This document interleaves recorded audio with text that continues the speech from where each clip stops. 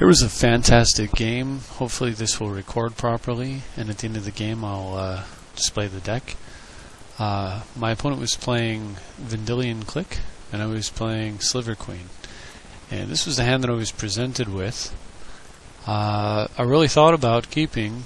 The problem is that he was going to go first, and if I didn't have a land on top, I was going to have to Vampiric for probably land, which is basically a mulligan. And it really isn't that good. Humility and Jace are a little bit slow against this commander. So, I don't know, perhaps I should have kept, but I decided to mull.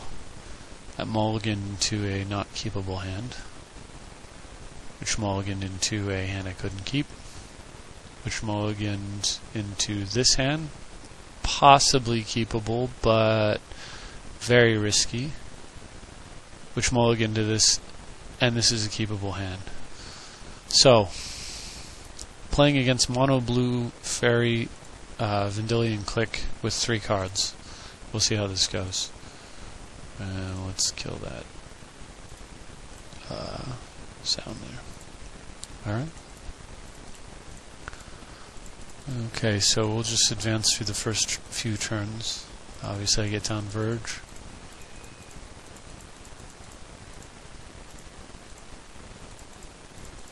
And Tomb.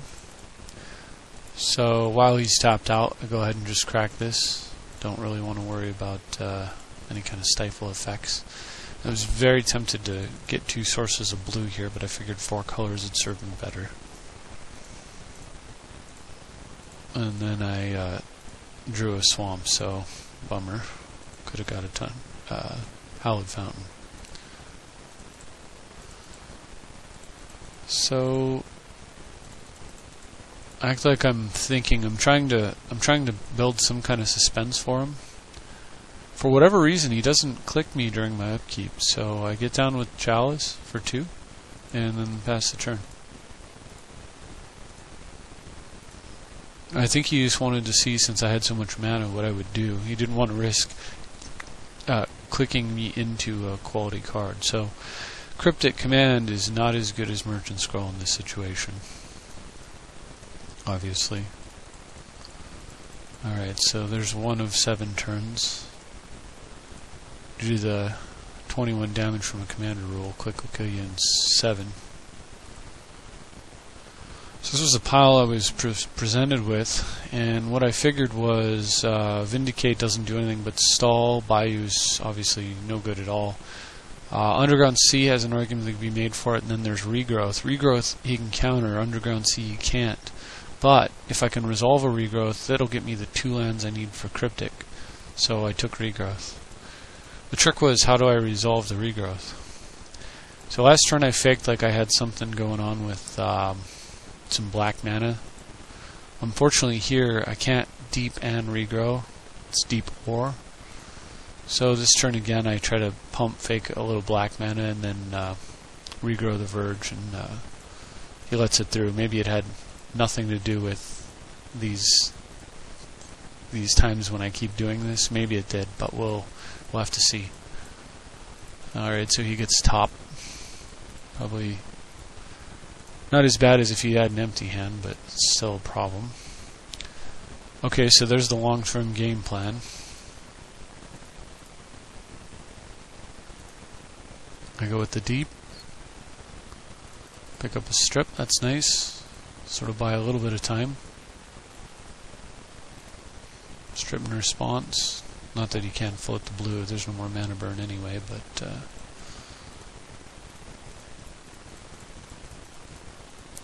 cross my fingers and hope for no stifle effect.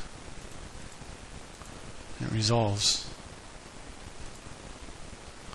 Okay, so now it's kind of tricky. 2, 3, 4, 5, 6, 7. I could get down with Karn, but I won't have enough to Cryptic. So I decide to wait and declare my attack step, signaling that I have mana drain.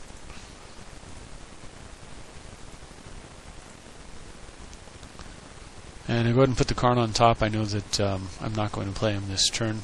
I also know I'm not going to shuffle this turn. Let's get down with a stone, a Worn Power Stone, and just leave Cryptic Mana up. I kind of wanted to deep there, but I think with so few cards in my hand, deep is important. So I can't use it as a bait spell. And then look at this. So this may have been a way for him to test and see if I had a counter. I think that he plays this thinking that I will counter to protect Deep Analysis, which I won't. Just because I have a more important game plan in mind. So he throws the crypt out there, and I think that caused him to get greedy, and this is what happens. He goes for Clique. So he wants to tap me out this turn, basically take a free turn, essentially. But unfortunately, I have not just the counter, but the best counter. I make him pick up his commander and draw, which then kills his Mistbind. And for whatever reason, he doesn't crypt again. So, while I have priority, I take my cards immediately. And hey, lucky me. More mana. Just what I need at this point in the game, right? Anyway, Karn makes it out, so I +4 it. And go ahead and just throw the rest of the mana in play. Normally I would have -3 it right away and hit a land, but then he'll just play his guy, and I won't be able to take his guy down by +4ing it now. Even if he plays his guy end of turn and then attacks Karn, I'll still have enough counters to take his guy down and not have Karn die. So I draw Merchant Scroll. It's a great card. I really want to keep it. Probably wins the game. So I sack my stone to try to protect it, and no dice. So now I got even more land. Wonderful.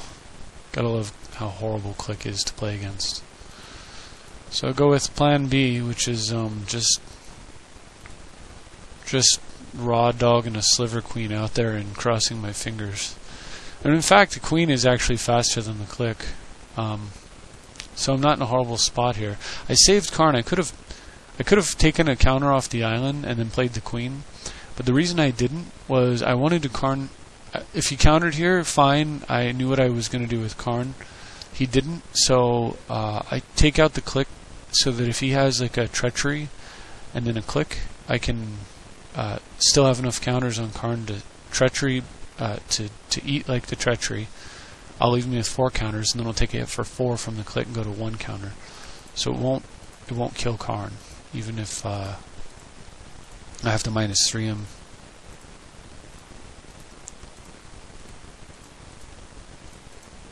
So I go ahead and just make dudes. And because I'm in a race, I just take the damage. Let's game on, you know. Down to 10. Now I'm gonna die from damage before I die from the commander. And of course, completely worthless card for me there. So I just pump out a Sliver and go. Waiting to use Karn before I see what he does. So nothing special happens, so I go ahead and take another card from his hand. I have this thought in my head that maybe I'll try to ultimate Karn, or maybe I can stall this Clique by +4ing Karn, threatening the ultimate over and over. So he gets down with a Clique on Terminus, and for some reason decides to ship it. I think I would have let me keep it, but I take the ship, and it ships me into Remand, which is fantastic. So, end of turn, go crazy with Slivers, but not too crazy. I'm getting too low in life to Ancient Tomb. It's not really necessary anyway, and there's no need to tap these lands whenever he mans, so I just charge a Relic.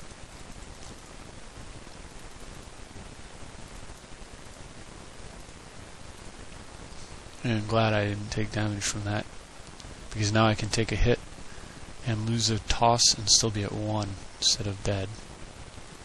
And look at that beautiful draw.